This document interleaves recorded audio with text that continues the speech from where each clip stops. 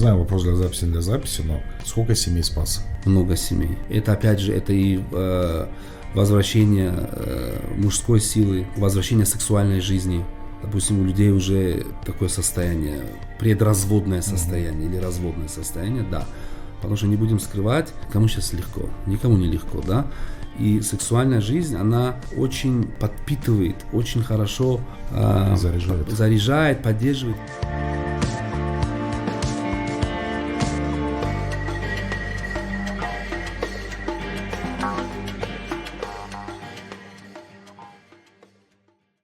Приветствую, Фирдавс. Привет, дорогой. Давно не виделись. Мы с тобой знакомы, если не соврать, еще со времен, когда ты работал в ТСЛ, в коммуникациях. 7-8 лет, наверное. Да, это мы тогда еще все железом болели. Ты до сих пор болеешь железом? Ну, да, так, у меня хроника, хронически, можно сказать. А у меня сейчас только эти остались, гири. Для тех, кто тебя не знает, буквально как 5-летнему ребенку объясни, кто ты и чем ты занимаешься. Я занимаюсь биохакингом. То есть организм хак взлом. Я занимаюсь настройками организма на клеточном уровне. И живешь сейчас во Флориде. Да, живу во Флориде, в США. Как так оказалось, что ты с Худжанда переехал во Флориду? Обстоятельства меня подтолкнули. Вот, были планы, они реализовались. Это долгая история, как это получилось. Но с Божьей помощью я оказался в Америке. То есть ты не поехал через Мексику?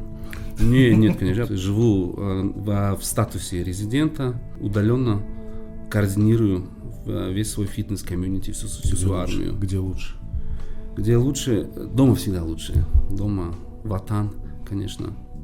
Дома всегда лучше, потому что здесь менталитет другой, здесь отношения другое, еда другая, ценности другие. По-любому, в какой бы цивилизации мы ни оказались, мы никогда не будем себя так чувствовать комфортно. Потому что где бы ты ни был, каким бы крутым ты не был специалистом, все равно твоя значимость дома, она всегда выше, потому что тебя знает больше людей. Вот, даже где-то ты сидишь в кафе, в ресторанах, тебе подходят, здороваются, тебя приветствуют. Там ты просто сливаешься с серой массой. Это не здорово? С одной стороны, здорово в плане свободы, да. Ты можешь, допустим, одеваться как хочешь, говорить, что хочешь, делать, что хочешь, но все равно ни одна страна не заменит тебе родину. Ни одна. И в любом случае, где бы мы ни жили, как бы мы ни двигались, конечная остановка всегда это Ватан. Вот. Потому что здесь наши корни, здесь наши родители. В плане фитнес мы с тобой знаем, что такое спорт, что такое спортивное питание, ПП, и все, что в него входит, ЗОЖ. Но там-то, согласись, мне кажется, проще это все соблюдать, все это делать. В плане вариативности спортзалов, в плане питания, в плане фитнес-культуры, да, потому что там все люди на спорте. Вот сложился стереотип такой о США, что там люди все на балдеже, все жирные и т.д. Но на самом деле они каждое утро бегают, гуляют с собаками. Они не стесняются ходить в спортзал. За счет того, что вся продукция с ГМО, за счет того, что очень много соблазна, очень легкий и дешевый доступ к питанию. Да, у людей там диабет второго типа, у всех ожирение и т.д. и т.п. Но при этом они все занимаются спортом, как ни странно. Для меня это было новостью, когда ты заходишь в спортзал утром, на выходных, неважно во сколько, неважно в какой день недели, он забит. Все залы, даже размером с ангар, они все забиты. Это больше как культура, я бы сказал. Они это делают, потому что друзья делают, соседи делают, родители их, дедушки, бабушки каждое утро бегают. То есть это там действительно культ. А что нам мешает в нашей стране сделать такой же культ? У нас много что решают деньги. Соответственно, люди больше у нас в погоне за статусом, за каким-то финансовым достоянием, нежели чем за здоровьем. Потому что в других странах деньги стали просто средством для достижения целей. И, соответственно, деньгами они уже никого не могут впечатлить. Там уже мерятся не деньгами, а мерятся уже своей оболочкой, то есть физическими кондициями, своим здоровьем. То есть там круче тот, кто круче выглядит, кто лучше себя чувствует, я бы так сказал. Вот и все. Словосочетание Таджикистан и биохакинг очень, мне кажется, пока что несовместимые. Да, но люди уже начинают понимать, люди начинают уже смотреть подкасты, интересоваться. То есть биохакинг — это новое направление, которое возникло на стыке медицины, спорта, нутрициологии, фармакологии. Соответственно, как я вначале озвучил, даже само слово, сама аббревиатура, да, биохак, то есть взлом организма. Если брать на уровне автомобиля, то у нас есть устои мотор, который чинит моторы, у нас есть устои ходовой, который чинит ходовку, кузовщики, и есть компьютерщики, куда ты загоняешь свою машину, она не сломана, она у тебя свежая, у нее нет неисправностей, но ты загоняешь компьютерщику, он смотрит на все ошибки, и ты говоришь ему: сделай мне расход топлива меньше, сделай мне разгон до 100 на 1 секунду быстрее. Вот то же самое биохакеры делают с человеческим организмом. То есть это манипуляции с телом, там не только идет как бы тело, еще и с психоэмоциональным статусом, с гормонами и прочими системой организма, чтобы подчинить себе свое тело. То есть вообще по специфике мы являемся рабами своего организма. А биохакинг делает так, чтобы мы делали организм своим рабом. Условно, если брать на практике, это манипуляция с гормонами, чтобы лучше горел жир в зале, чтобы лучше росли мышцы, чтобы ты быстрее восстанавливался, чтобы твоя еда не шла в жир, например. Если брать на уровне сексуальной производительности, это повышение либидо, эрекции и длительности полового акта, как в молодости. То есть биохакинг, он, давай скажем так, обманывает природу, возвращая тебе настройки молодости. Биохакинг – это наука о том, как без допинга реализовать свой генетический потенциал. Вот, к примеру, у наших отцов, дедов, у всех, допустим, тестостерон был намного выше, чем сейчас. Потому что экология была другой, питание было другим, стрессов было меньше. Правильно? Правильно. И мужик постоянно в стрессе. Большая конкуренция, борьба за ресурсы. Раньше с работой было проще, все были как-то равны. Сейчас все на стрессе живут. И очень много вредных привычек появилось. То есть легкий доступ к табачным изделиям, легкий доступ к алкогольной продукции. Соответственно, тестостерон, он катится к чертям. Вот это все в нас заложено, подавлено. И, соответственно, когда у человека после 30 лет уже упадок сил, разбитость, слабая либидо, слабый метаболизм, потеря полностью физических кондиций, да, то есть потеря тонуса. Люди все это списывают на то, что, возраст так и должно быть, все мои сверстники, все мои коллеги, родственники такие же. На самом деле мужской организм, он по-другому функционирует. Вот. И биохакинг, он возвращает тебе вот этот потенциал альфа-самца, который был, опять же, у наших дедов. То есть мы сдаем анализы, смотрим, где что у нас в низах, где что у нас в дефиците, где что у нас в профиците, и начинаем аптекой, БАДами разгонять свои настройки. И возвращая те или иные позиции в нужные нам титры, в золотую середину, после чего мужчина обретает свою мужскую силу, и начинает у него сразу буститься и ментальная производительность, и физическая производительность, и сексуальная производительность. Скольким людям ты уже помог? Ой. В среднем по больнице. В среднем по больнице, около 1000 через меня прошло уже. Только здесь или в Штатах тоже? Нет, в основном это Таджикистан, это Российская Федерация, это Объединенные Арабские Эмираты, это Европа и немного США.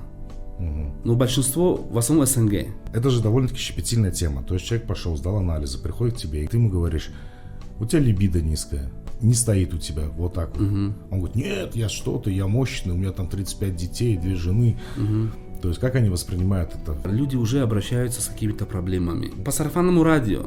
Либо видит какого-то своего коллегу, друга, брата, свата, который резко поменялся, там за квартал или за полгода. За квартал? Да, за квартал или за полгода. Вот. Либо он загорается, я хочу так же, либо у него есть проблема уже, и где-то он с кем-то этой проблемой делится, и он говорит: слушай, что ты ходишь, ты что, не знал, что это все как бы корректируется, что вот есть такие люди, вот тебе Инстаграм, вот тебе контакты, обратись, сдашь анализы. Люди даже не понимают, что нужно сдавать анализы. Мы как выросли. Нас родители водили все в поликлинику сдавать кровь, когда мы болеем, правильно? Общий анализ крови с пальца, или там, когда какие-то серьезные заболевания. На самом деле анализы — это ведь не только воспалительные процессы, и не только, допустим, проверка на наличие каких-то вирусов и инфекций. Анализы это, опять же, это настройки организма. Есть гормональный профиль. Можно по анализам, по одной крови вычислить, как работает твой желудочно-кишечный тракт, что с твоей сердечно-сосудистой системой, с холестериновой фракцией, что с твоими печеночными ферментами, что с онкомаркерами, что с гормонами. Люди об этом не знают. Биохакинг, он открывает глаза людям на природу их организма. То есть вот люди такие деньги вкладывают в свои автомобили, да, постоянно делают апгрейд, шины, тонировка, там турбонаддувы ставят какие-то, чипируют stage 1, stage 2. Вот биохакинг делает то же самое с людьми. То есть это превентивная медицина. Если медицина лечит уже какие-то серьезные проблемы, чтобы не дать человеку умереть, биохакинг, он делает наоборот лучше. То есть он предотвращает возникновение вот этих проблем. Ну, сейчас это наслушается кто-нибудь, скажет, что биохакинг замечательно. Сейчас забивать ТикТок биохакинг, и там начинается съешь килограмм лука вместо одного маффина, да, к примеру. Не, биохакинг это не бабушкины рецепты. Биохакинг это, опять же, как усилить свою сексуально-спортивную производительность и качество жизни. Биохакинг, он не то что лечит, он не заменяет медицину, он не противоречит медицине. Биохакинг направлен на то, что у тебя вроде как все неплохо, но можно сделать лучше. Вот, например, после тестостерон начинает скатываться вниз потихоньку год за годом, в год на 1% после 30 лет. Я бы даже 25 сказал сейчас. Давай возьмем грубо, чтобы людей не расстраивать, после 30 лет. Хотя, да, очень много клиентов обращаются, берут единоразовые консультации, где чуваку там 25 нет, у него уже, допустим, гипогонадизм, гормональная яма. Гормональная яма, женские гормоны шкалят, у него гинекомастия ложная, да, у него соски 25. Торчат, у него бока, да, у него рыхлое тело, такая, знаешь, женоподобная кожа. Вот, слабая растительность на лице, на груди, голос такой, знаешь, мягкий, вот, и биполярное расстройство. Опять же, все из-за гормонодефицита. После 30 лет тестостерон скатывается, и в принципе, это как бы норма. То есть тест, мы знаем о том, что тест скатывается, да, скатывается. Нормы тестостерона, они очень абстрактные, очень размазанные. Индивидуально еще бы сказал. Еще, ну да, там корреляция с возрастом и с лайфстайлом идет. И, соответственно, ты сдаешь анализ на тестостерон, у тебя, если норма, скажем, ну, у нас норма от 6 до 30, но фактически нормы, ниже которой у тебя уже все симптомы гормонодефицита, это 12/0. Хотя на бумажке это 6, потому что тут там и дети, и старики, ну, в общем, всех под одну гребенку, да? Вот. Соответственно, человек сдает анализ, видит, что у него там 15, 14, 12, как бы в норме, хоть и на нижней границе, но в норме. И он думает, ну, у меня же в норме тестостерон. Он идет, допустим, в какие-то медучреждения к каким-то профильным специалистам, ему говорят, что, ну, у тебя тестостерон нормальный, он в норме. Зачем ты ко мне пришел? Вот. И я, в принципе, это не осуждаю, я понимаю такие моменты, потому что, опять же, медицина, она направлена на то, чтобы спасать человека. А зачем бустить что-то, что и так якобы в норме? Вот. Соответственно, а что мы делаем? Мы начинаем повышать этот тестостерон до верхней границы нормы, делая его таким, какой у него был в расцвете сил. Погоди. Но это не может привести к тому, что он станет агрессивным? Зачастую гормонодефицит приводит, наоборот, к раздражительности. Потому что тестостерон – это гормон спокойствия. То есть это не гормон вот этого дергания, понимаешь? Или, допустим, это не шило в заднице. Тестостерон – это гормон уверенности. Это гормон, не знаю, какого-то умиротворения, какого-то баланса. Ты знаешь, как себя вести. Тестостерон, он, наоборот, все балансирует в тебе. Но если человек, допустим, какой-то нервный сам по своей специфике, он может стать более агрессивнее. Но если человек нервный из-за гормона дефицита, из-за того, что у него гормональный обвал. Чем ниже тестостерон, тем мужчина становится более женоподобный. А женщины, я тебя перебил, извиняюсь, а женщины, они же эмоциональные. И, соответственно, чем ниже тестостерон у мужчины, тем больше он биполярный, эмоциональный, драматичный и т.д. и т.п. Соответственно, если у него его агрессия обусловлена гормонодефицитом, компенсируя этот гормонодефицит, он становится, наоборот, умиротворенным и более уверенным в себе. Ну, слушай, а если гормонодефицит, он не может привести к депрессии человека? Конечно, конечно. А там, где депрессия, там и биполярка, нервное расстройство, ты начинаешь метаться туда-сюда, ты остро реагируешь на критику, на какие-то взгляды, начинаешь ругаться с родными, с близкими, ты не высыпаешься, просыпаешься разбитым. За счет того, что у тебя низкая либидо и плохая эрекция, у тебя, допустим, редкие половые акты, это тоже влияет на психику. То есть низкий тест, он полностью все подавляет в твоей жизни. Так как все наши органы, системы организма, они гормонозависимы, то есть каждый орган, он покрыт андрогенными рецепторами. Соответственно, когда у тебя низкий тестостерон, у тебя, допустим, может развиваться простатит. Простатит не обязательно должен быть каким-то инфекционным. Есть бактериальный, когда инфекционный очаг, есть абактериальный, это когда из-за гормонодефицита или из-за плохого кровообращения, сидячий образ жизни. Гормонодефицит приводит к плохому кровообращению в простате, например. В Таджикистане ты наблюдаешь какую-нибудь общую динамику? Вот какая общая проблема, самое главное? Например, мужчины с женой не могут завести детей. У нас же первым делом мужчина себя не проверяет. Сразу говорит, женщина виновата, да. Давай другую найду. Да. А чаще всего его родители говорят, мы тебе другую найдем. Это не рожает. Одна из проблем, я бы сказал, таких, 30%, 30-40%. Вообще, справедливости ради, следует сказать, что проблема в большинстве случаев в мужчине. Ибо женщина в процессе всей этой истории, зачатия, вынашивания, родов, она является контейнером. Вот. Женщина может не иметь способность забеременеть по узкому ряду факторов, скажем так. Если брать на уровне бытовухи, то есть на уровне просто здоровья организма, то зачастую проблема в оплодотворении, она на стороне мужчин. В силу того, что наша сперма, как и тестостерон, и с годами, и в силу новых тенденций, образа жизни, вредных привычек, она теряет свои фертильные свойства. То есть сперма начинает ослабевать и терять просто свое качество. Падает количество сперматозоидов, падает активность сперматозоидов. Вот. Зачастую есть такой мужской недуг, очень частый и уже такой простой, обыденный, как варикоцеле. Когда одно яичко, как правило, это с левой стороны, туда плохо поступает кровь, оно начинает деградировать. И в силу того, что наша мошонка, наши яички являются заводом по производству тестостерона и спермы, все, у кого есть варикоцеле, у большинства, у них сперма начинает деградировать. Но опять же, потому что неполадки на заводе. Это мужской варикоз, то есть проблема с венами. А вены это что? Это трасса, это транспорт. Они доставляют, допустим, кровь, питательные вещества во все наши органы и системы организма. Соответственно, все, у кого варикоцели, у них плохая сперма.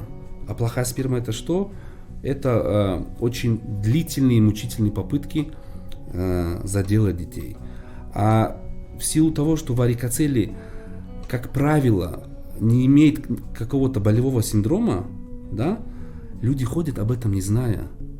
У меня же ничего не болит. У нас же как? Проблема только тогда, когда что-то болит. Если ничего не болит, зачем проверяться?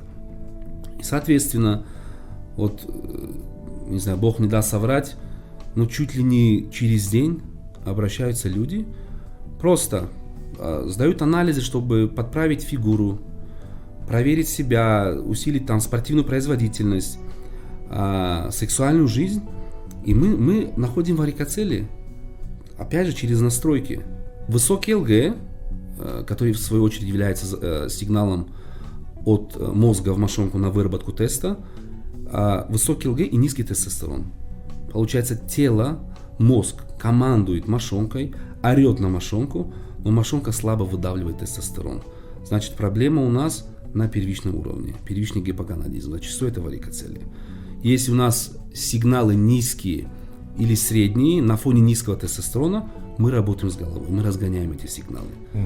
Все очень просто. Биохакинг, он как раз таки, он настолько уникален, что ты уже можешь по анализам, без УЗИ, без какой-то пальпации, уже на 90% сказать, какие у человека есть проблемы или к каким проблемам он идет. Чуть ли не через день я диагностирую варикоцель, направляю людей на Доплер. Некоторые начинают спорить, сомневаться, да не, зачем? Я там год назад был на УЗИ, все сказали нормально, у меня ничего не болит. Я говорю, у тебя сигналы высокие, тестостерон низкий. Ну, грубо говоря, педаль газа нажата в полик, а мотор задыхается, еле 60 выдавливает. Проблема, значит, в моторе. Когда слабо нажата педаль, тогда проблема либо в педали, либо в водителе. Вот, соответственно, если педаль нажата в полик, ЛГ у него на верхней границе нормы или выше верхней границы, а тестостерон в низах, я заставляю делать Доплер. Да. Третья проблема – это низкое сексуальное воспитание. Отсутствует вообще. У нас все табуировано. Соответственно, мужики, вот лишний раз себя пойти проверить, вот ты говоришь, пока не болит, пока, да, гром не гранит, мужик не перекрестится. Они не ходят, потому что не следят за собой. Может быть, вопрос еще и в том, что у нас воспитание такое, что это как-то все табуировано, мумкинность. Все верно, это идет с детства, потому что мы смотрим на своих родителей, наши родители на своих родителей. То есть, как это все принято, да, издавна. Мы идем к врачу только тогда, когда у нас реально, петух клюнул в жопу, когда у нас что-то болит.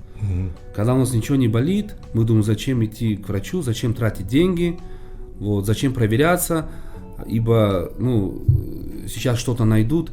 Люди сами себя обманывают, люди просто не хотят знать о своих проблемах. Я считаю, проблема и в этом тоже. То есть многие на подсознательном уровне могут понимать, что что-то у них не то и что-то у них могут найти, но осознанно на это не идут, чтобы не запускать вот эту цепочку событий. Ты идешь к врачу, сдаешь анализы, покупаешь килограмм лекарств, ты лечишься, а когда лечишься, тебе, допустим, нельзя где-то тренироваться, где-то, допустим, употреблять спиртное, там куда-то выезжать, потому что таскаться с этими лекарствами. Вот. Ну и также, конечно, это осведомленность. То есть люди не понимают, что варикоцелия приводит к гормонодефициту и к бесплодию.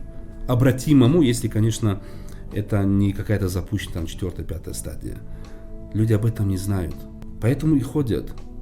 И когда их заставляют сдавать Доплер, они через «не хочу» начинают менжеваться, идут, сдают и отправляют мне вот эти скрины, фотографии с заключением там какой-то стадии, 2-3 стадия.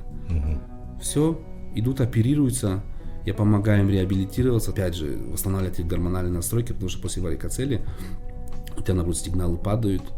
Это все онлайн? Это все онлайн. И сколько ты часов в день работаешь? Ой. Если так каждого вести? Я практически не отдыхаю. Понимаешь, где бы я ни сидел, с кем бы ни сидел, я всегда на связи, я всегда работаю. То есть утром пару часов, перед сном пару часов, и если, допустим, днем где-то как-то, даже в спортзале, я вынужден быть на связи, потому что это ответственность.